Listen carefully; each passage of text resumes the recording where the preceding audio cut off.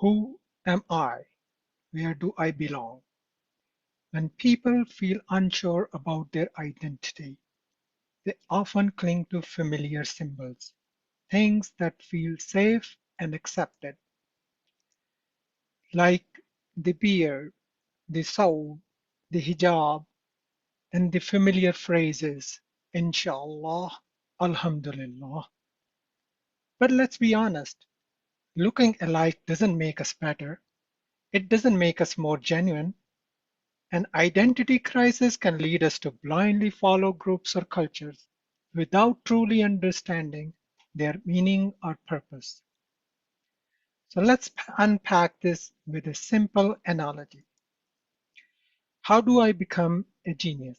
Can you become a genius like Einstein just by copying his wild hair, or by growing a mustache like his, or dressing like him in a lab coat? Absolutely not, because genius isn't about how you look, it's about how you think. It's rooted in curiosity, in asking bold questions, and in unshakable drive to seek truth wherever it may lead.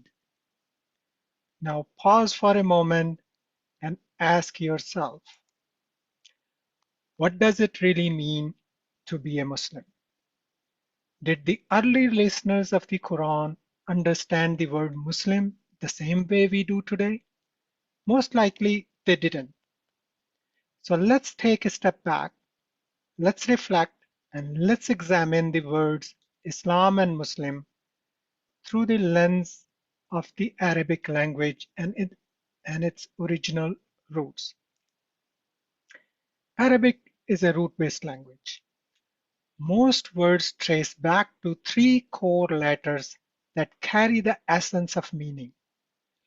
Words built on the same root share a central idea, each expressing a unique shade of that core meaning. For example, salam, salama, Islam, taslim, Muslim all come from the same root, SLM or seen, lam, meme. And here's something even more fascinating. In Arabic, words that share a sound pattern often reflect shared traits and deeper connections. Let's now shift our focus to something truly fascinating: sound patterns in Arabic languages. Take these words, for example, Insaf, Ihsan, In'am, Islam. They all follow a distinct sound pattern, starting with a short E sound and stretching into a long ah sound in the middle. But what's common among them isn't just how they sound, it's what they do. Each of these words represent an action that flows outward from the person doing it towards someone else. They aren't just inner states, they have impact, they benefit others, they transform the lives of others. Let's break it down with a few clear examples. Start with Insaf. From the root NSF or Noon Saad Fa in Arabic, pronounced as nisf, meaning half or equal portion. It refers to fair division or balance.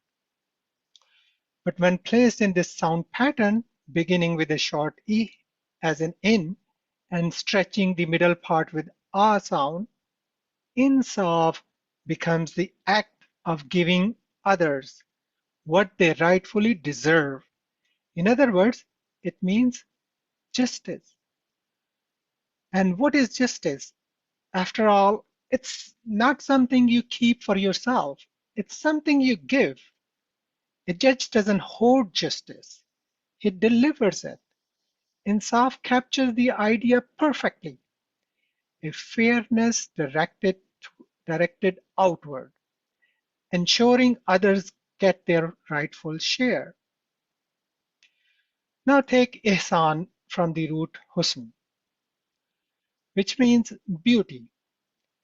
But we are not talking about looks here, right? We are talking about the beauty of life, its dignity, its harmony, its potential. Ihsan is the act of restoring that beauty for someone else, helping when they are struggling, uplifting when they feel broken, returning dignity, hope, and light. This is why Ihsan is translated as compassion, kindness, or excellence. But at its core, it's about doing good to others, not just feeling good inside. It's an act that leaves a mark on people, on lives, on the world.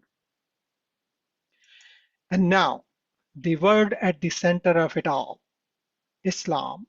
It comes from the root Sin, Lam, Mim, a root that means peace, safety, and wholeness.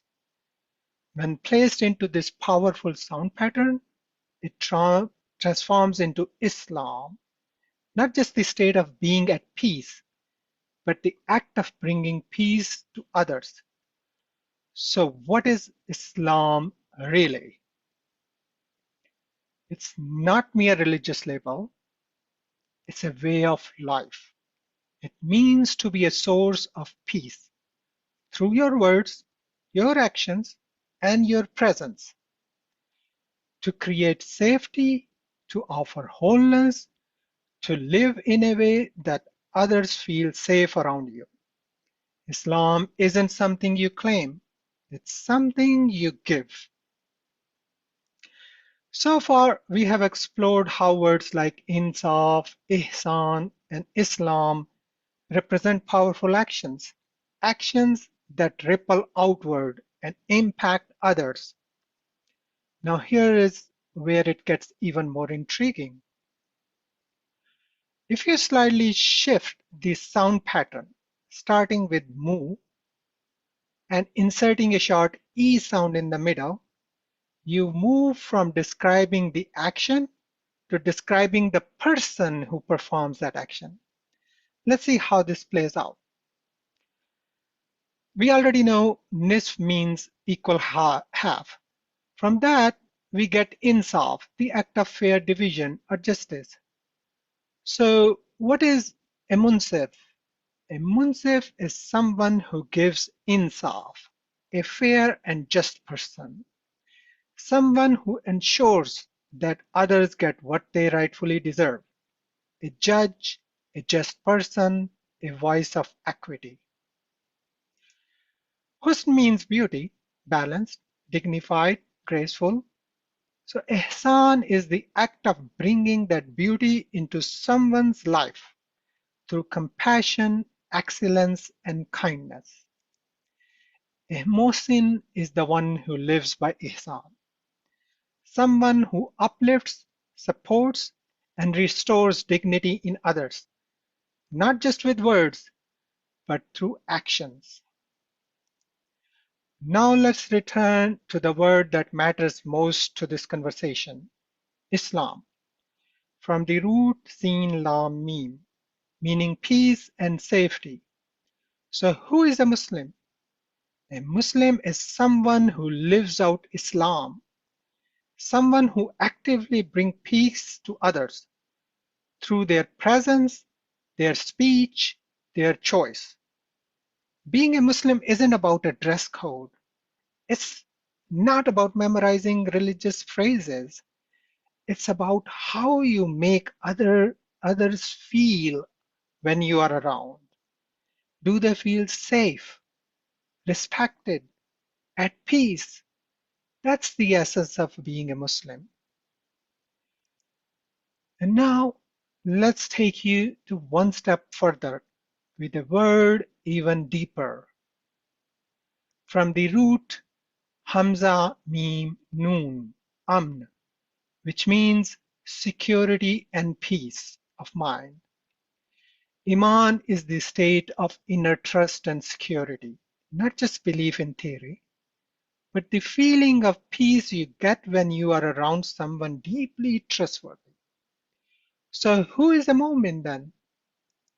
A mu'min is someone who gives others that feeling, someone whose presence makes people feel protected, respected, and valued. A mu'min is a safety provider. Yes, a safety provider.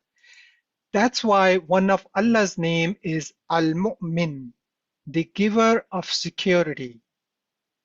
And the more we embody his guidance, the more safe and trustworthy we become in our lives. So the next time you hear the word Muslim, Mu'min, or Islam, don't reduce them to mere identity tags or boxes on a form. They are not just beliefs to hold. They are about how you treat others. It's how you live, the peace you cultivate, the trust you build, and the impact you leave behind. Think deeply, reflect honestly, and then live it fully. Let your identity not be a label, but a lived reality.